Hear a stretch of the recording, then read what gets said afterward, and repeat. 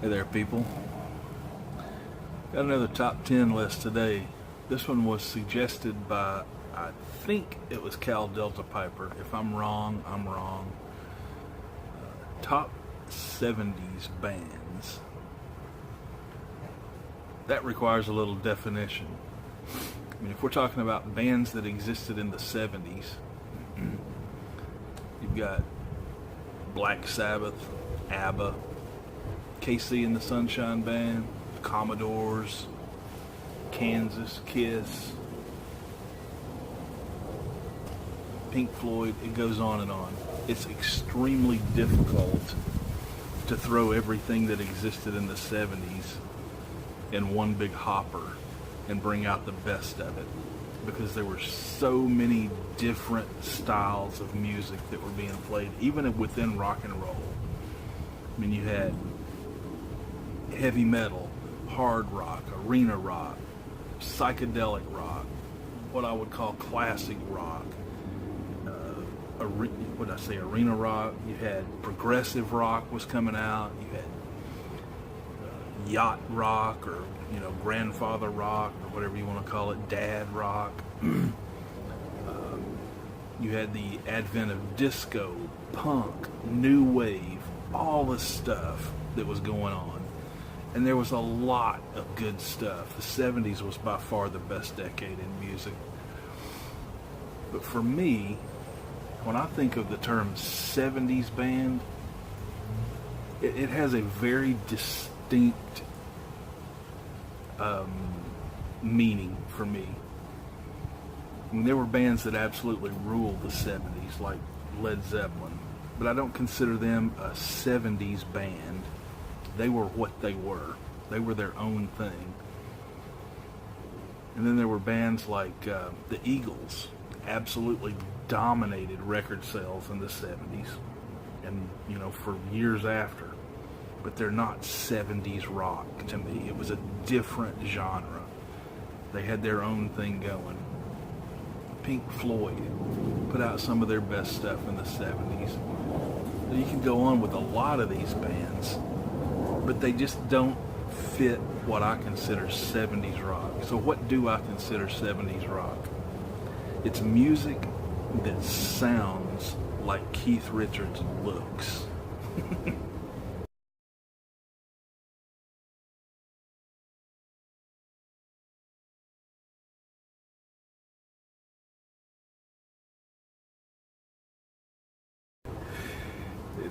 It's music that is grungy, dirty, raw, unpolished, hardcore, in your face, attitude,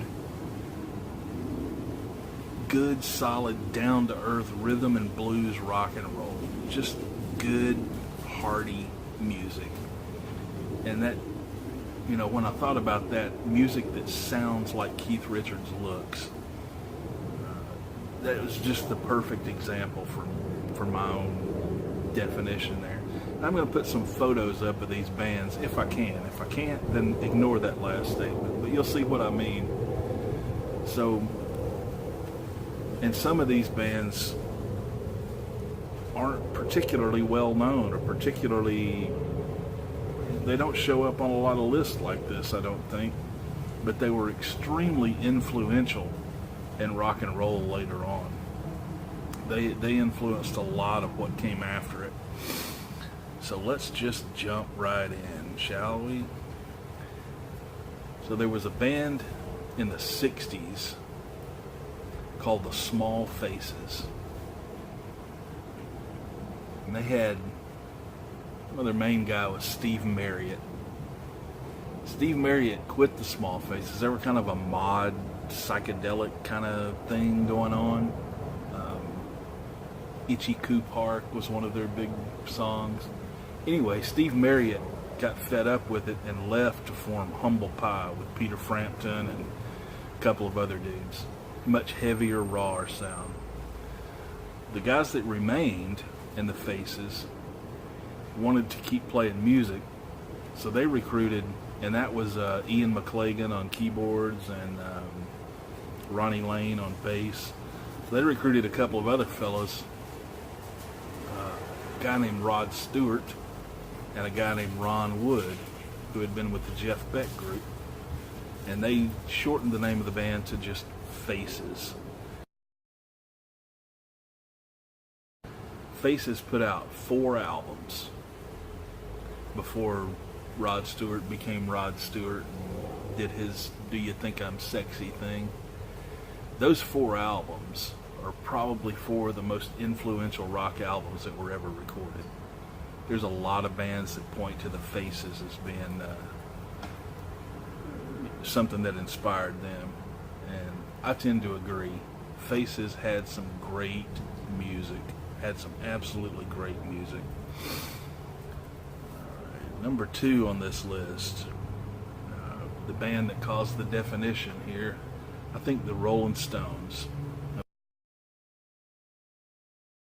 The Rolling Stones went through several different phases. They had their 60s Brian Jones phase with their pop rock stuff that was kind of different than everybody else. They very much unique, I think, in the way they sounded. When Brian Jones passed away, they got a fellow named Keith, of course I forget it, my absolute favorite guitarist from the Stones. Anyway, I'll think of it eventually. Anyway, he jumped on board and recorded 4 or 5 albums with them, and that is the pinnacle of the Rolling Stones era to me. The early 70s through the mid 70s, through about 1975 or something like that, that was their best time, their most productive time, their best music. Just great stuff came out of the Stones in the early 70s. Exile on Main Street, absolutely one of the best albums that was ever made, beyond doubt in my book. So that's definitely on there. They're 70s band for sure. Number 3, this band became a lot more polished later on, but in their original incarnation,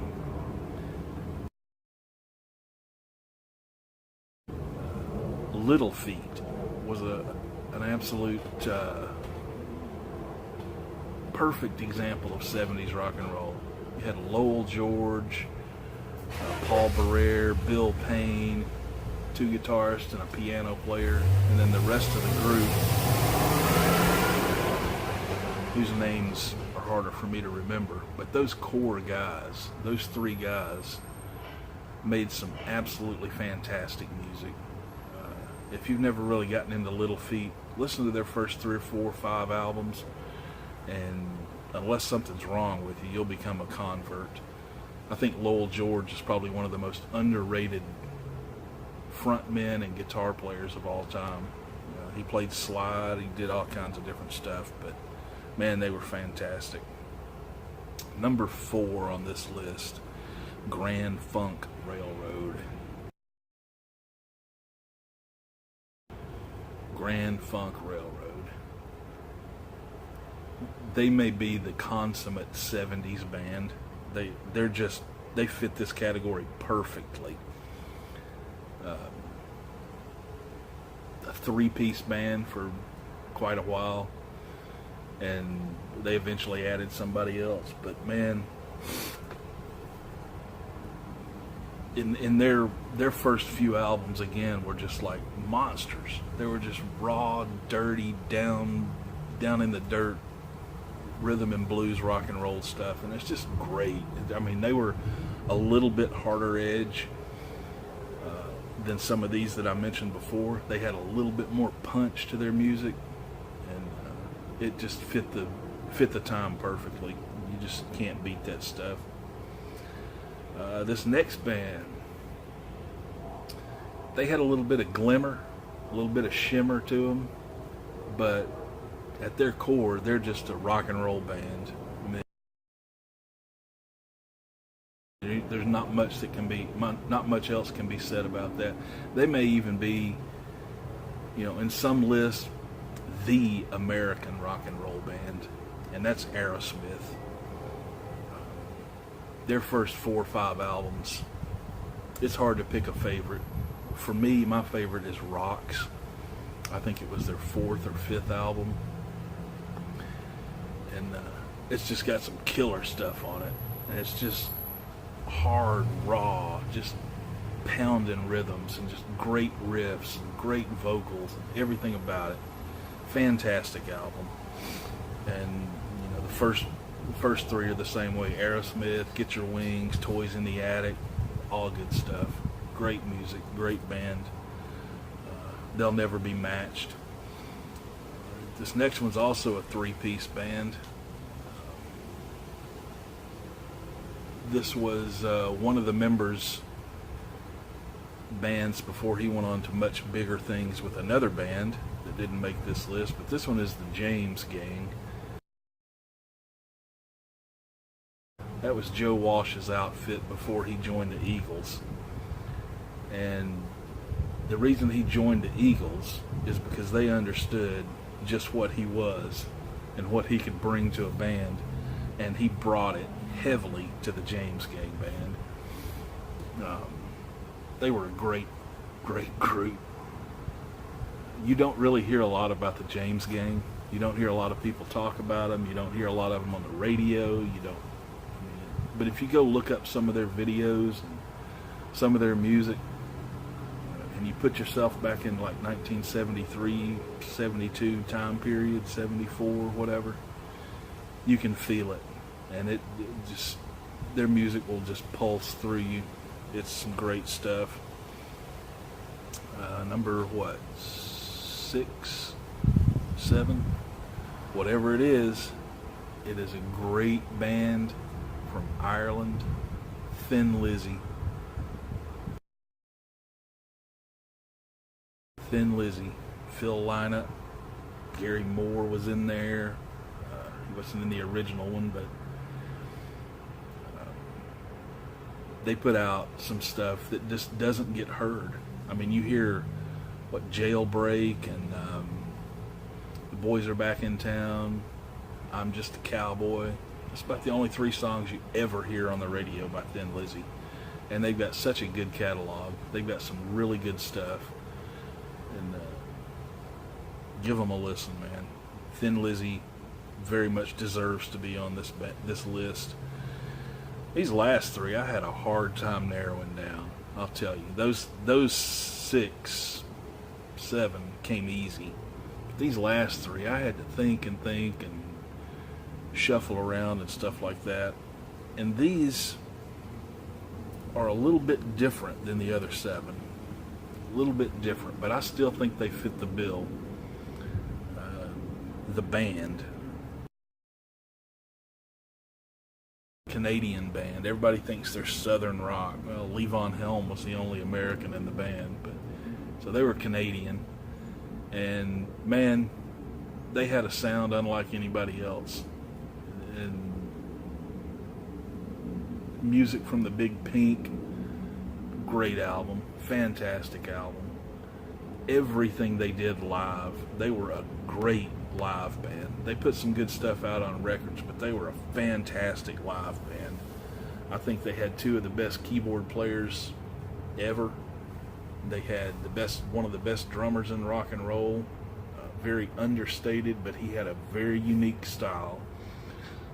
And that with 4 vocalists, pretty talented guitar player, Robbie Robertson. They had a really complete band, and I think one of the most aptly named groups ever, The Band.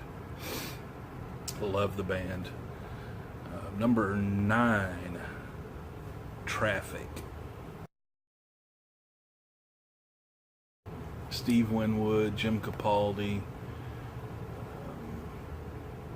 They came out of, Steve Winwood came from the Spencer Davis group, and then he joined forces with the Eric Clapton and Blind Faith, and then he went on to form Traffic. And I think Traffic is the best band that he was ever in, by far. I just love watching their stuff.